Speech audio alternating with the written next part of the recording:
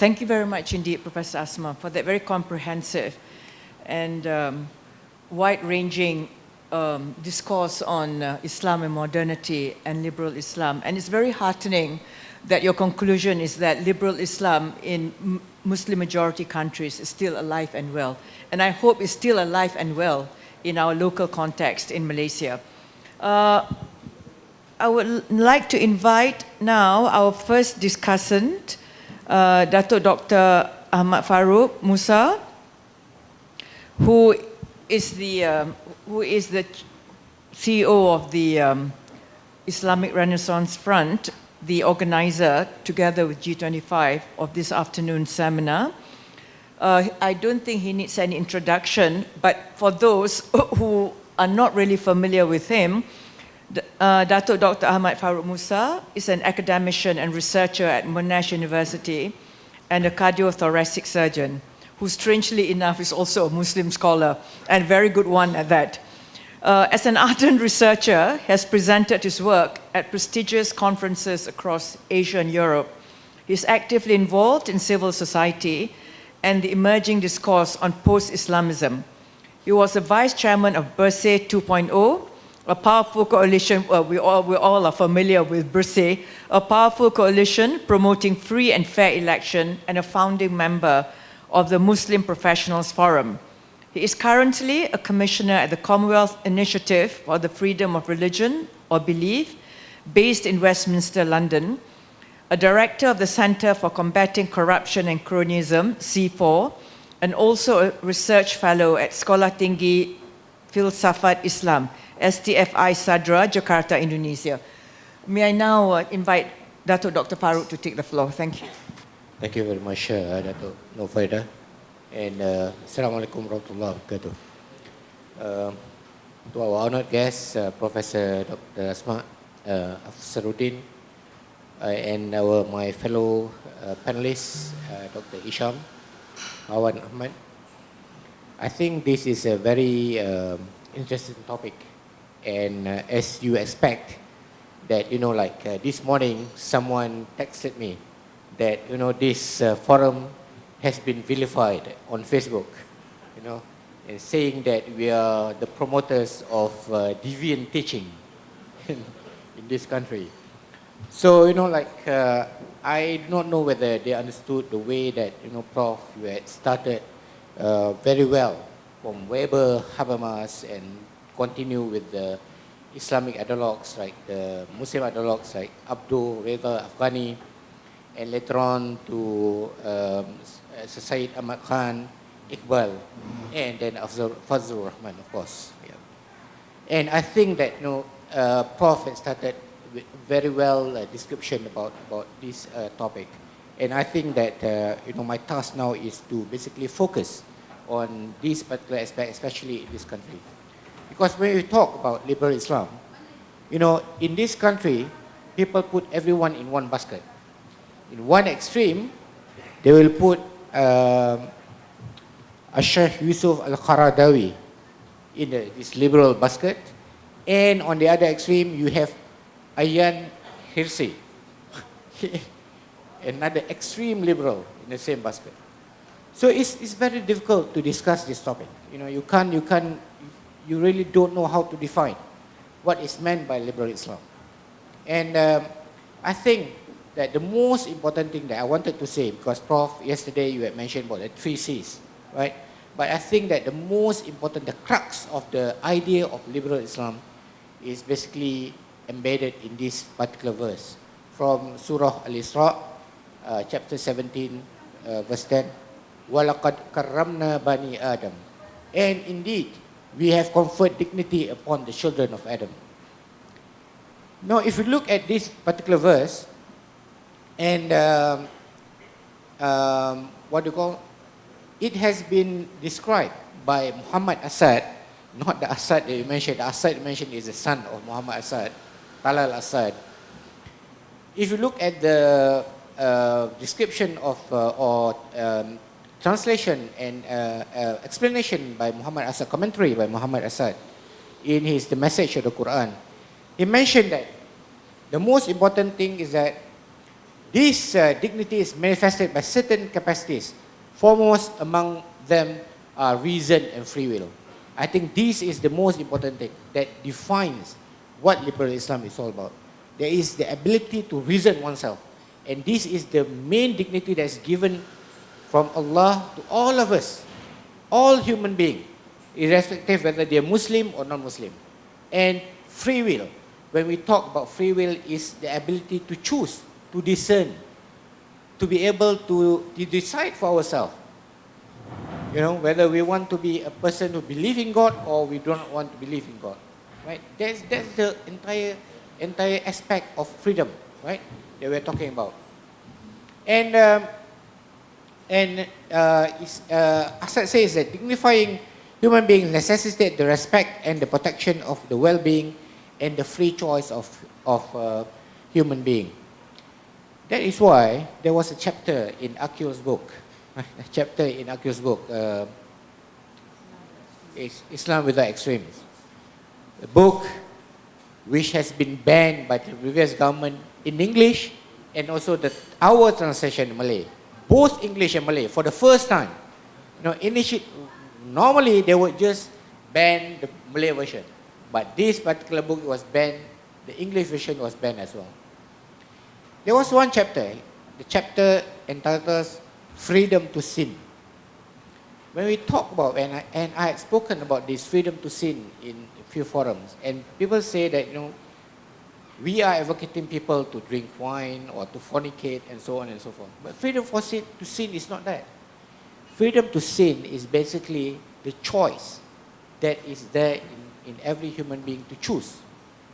Whether he wants to obey God or he wants to disobey him. And according to Muhammad Asad in his tafsir in the message of the Quran, when he was basically explaining about the story of Adam and Eve in Surah Al-A'raf.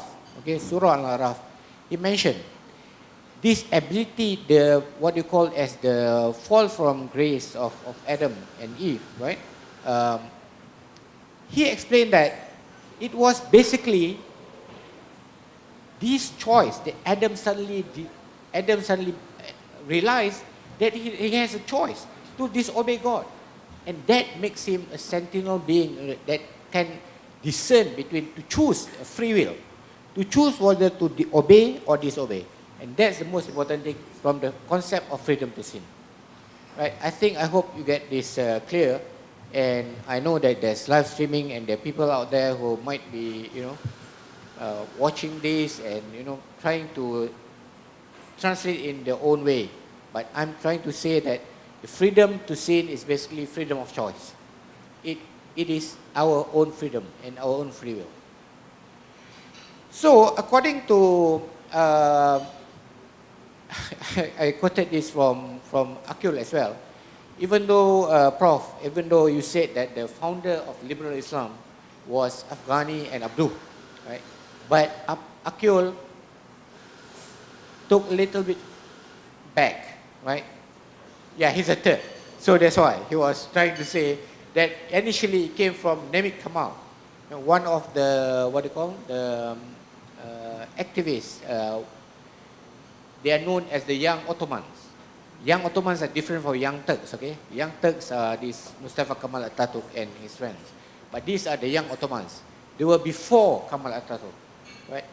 So this Nemik Kamal, he says, being created free by God, man is naturally obliged to benefit from the divine gift. Thus, state authority should be realized in a way which will least limit the freedom of the individual. The right of the Sultan in our country is to govern on the basis of the will of the people and the principles of freedom. His title is one charged with kingship. After all, not owner of kingship. You know, that's a very powerful quote by Akil from this Nemik Kamal. So if you look at the idea of freedom itself, it comes from these Arabic terms as hurriya, okay, hur, meaning free, hurriya, right? So it says that it entered into the Islamic political lexicon because of this Napoleon Bonaparte and the arrival of Napoleon Bonaparte and of course the idea of Renaissance, yeah? And in France, the liberté, égalité, and fraternité, and this term, the Hurriya, was chosen in Islam. Yeah, and according to Akil, yeah, he said that, you know, like the Ottomans were the ones who first made a significant contribution to the widespread practical use of this term of Hurriya. And of course, Namik Kamal, among the young Ottomans who first correlated that the ideas of human rights and parliamentary government so as to achieve new vision of freedom and self-government. But, you know, what is wrong now with the word liberal? And I think that, you know, like we have to look at how this term liberal has been demonized in the 21st century and how it has strayed from its original meaning, right? To me, I would like to go back further than what Prof had mentioned just now. That to me, it started by I think I spoke about this yesterday, the rise of what they call the people of tradition and the defeat of people of reason, right? In the 10th century of Islam.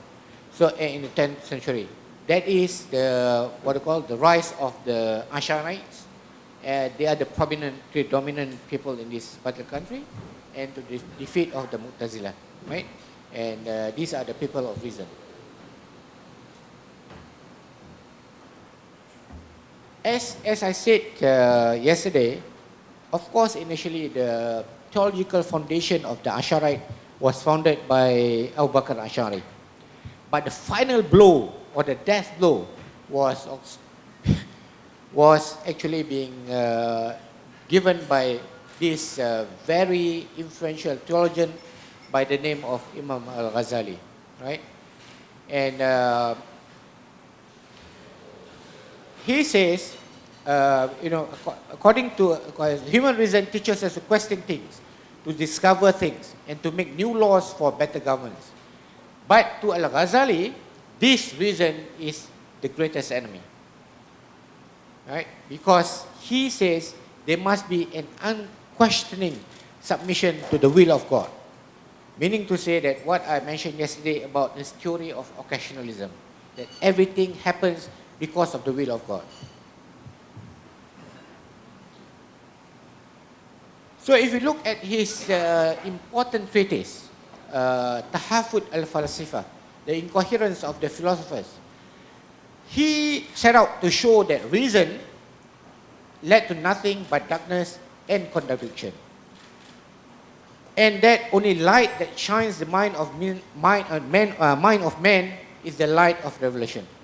Meaning to say that people should not use reason. He was saying that you must follow accordingly what is being there in the Quran and what is there in the Sunnah of the Prophet sallallahu alaihi wasallam. Of course, but we know later, many years after that, there was another scholar by the name of Ibn Rushd who wrote about Tahafut at-Tahafut, the incoherence of the incoherence, right? But unfortunately, Muslims all over the world, even during that time, they embraced the idea of al-Ghazali rather than Ibn Rushd. So what happened to Ibn Rushd? He was sent to exile, right? And you know, people don't talk about Ibn Rushd anymore. Even in this country, everyone knows al-Ghazali, but just a small section of the community would understand or know who Ibn Rushd is. And I would say that, of course, this assault on philosophy goes hand in hand with the assault on law and jurisdiction. If you look at the early theologians, early jurists, like this Ash-Shatibi, you know, they wrote about Maqasid Sharia and so on and so forth. They tried to reconcile between reason and revelation, right? And they were saying that the interpretation of law was subject to a study and amendment by ijtihad of the jurists. I think you mentioned that, right? About ijtihad, about the importance of ijtihad of these jurists. The meaning to say that, you know, in order for us to understand the words of God, there must be the ability of us to reason out, because not all verses are clear, right? So there are verses that are called as very clear, but there are verses which are not very clear to us, or what is known in the Quran itself. The Quran uses the term mutashabihat. So not all verses are muhkamat. There are verses that are mutashabihat. Okay, they are what you call very vague, right? But unfortunately, by the 10th or 11th century, it is well accepted in the Muslim world that the door of ijtihad is closed, right? And this Sunni Islam especially has adopted this kind of official position that there should not be any more ijtihad in Islam. Everything is finalized. You have to accept the ijtihad made by the previous scholars. So in this part of the world, Prof, it is the Sunni mazhab. It's the Imam Shafi'i, right? So should we be surprised then if nobody can find a clear way of reconciling Sharia with the facts of modern life and government? That is the question that we have to ask. So in essence, the problem, what we are facing now in this day is basically, if you go back to the idea of these new concepts such as democracy and liberty or liberal values, are the effect of cultural and intellectual suicide which occurred about 10 centuries ago. I was trying to say, and I think I said this before, when we launched the book by Robert Riley, The Closing of the Muslim Minds, that it was because of the defeat of the people of reason to the people of tradition. So our main problem today, basically, we became basically prisoners to the victors that are the Asharites, that to me led to the intellectual suicide. And the word liberal now has now become a much maligned word. Right? So what is our way forward then? Where do we go from here? So the question is how to cut the chain, how to solve this problem. And perhaps most importantly, how can this tide be turned? How can we say that, we need new ijtihad in the modern world? The Mu'tazilah has shown us that theory that may enable Muslims to combine their religion with fully committed monism in a life of peace and harmony, the peace of a clear conscience, as well as a social and religious peace. But of course, for the liberal voices to be heard, what we need is that those in power, now we have new government, to allow a space for us, a political opening for us to debate this idea. There should not be any more demonization of liberal Islam or liberals, as what they had done previously. In every Friday prayer, liberals were the main target in every Friday sermon in this country, right? And now, I would like to quote this, okay? What Albert Horani had said, okay? And he echoed what Prof had mentioned. I have to mention Fazlur Rahman as well. So, if I had a choice of what intellectual path Muslims should follow, I would start again at the points where early juries of the Mu'tazilah led off and worked to develop a system of Islamic law which would openly make use of judgments of equity and public interest, and a system of ethical theology which should encourage judgment of right and wrong by the human mind without having to look at scripture at every step. And that is what IRF has been doing since its inception. We have been asking people to do this, right? And that is why we translated the work like Robert Riley on The Closing of Muslim Minds. We translated the work of Iqbal, as mentioned just now, the construction of Islamic thought. We translated that as well. And we translated these new ideas promoted by new scholars, such as Nadir Hashimi about Islam, democracy and liberal democracy and Islam, liberal democracy and couldn't get it. That's the most important thing that for us to understand about this, right? About these new ideas and new concepts. And of course, as a founder of Liberal Islam, as you mentioned, Abdul, we translated one work written on Muhammad Abdul by Brother Tufail Sayuti here in front. We have translated the book by this scholar who wrote about the life of Muhammad Abdul. And we published a book written by our own researcher on the scientific contribution of Muhammad Abdul. Right? So meaning to say that we are trying to ask people to rethink and read about these new ideas about, and as you mentioned correctly, that probably he was the founder of Liberal Islam. So I would like to basically to end here, right? To say that the most important thing that Islam to find a way out of this current dilemma is must somehow reconcile the unity of God, Tawheed, with the unity of reason, reason in God and His creation and in man, right?